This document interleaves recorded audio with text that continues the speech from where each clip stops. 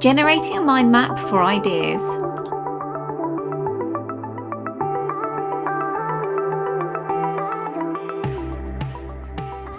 Okay, let's talk about how to put together a mind map. Work across a double page in your sketchbook. This will give you plenty of space to work with. Begin by adding some colour and texture to your background. Not only will this make your work look more interesting, but it will also give you a starting point for your layout. Consider using magazine or newspaper images relating to your topic in the background. Add a bold title. Choose whether to type or handwrite your text, or you may wish to do a mixture of both, but try to keep your font consistent to help maintain the flow of your mind map. Add some arrows, thinking about how much space you may need for each point. Add your subheadings. Remember, a mind map should be a burst of thoughts. If you need to add more arrows when you get thinking, go for it. Make sure to add plenty of imagery. The more pictures, the better. Add your notes. Note down everything you can think of to do with your overall topic and individual subheadings. Don't be afraid to branch off points you've already made when your ideas begin to flow.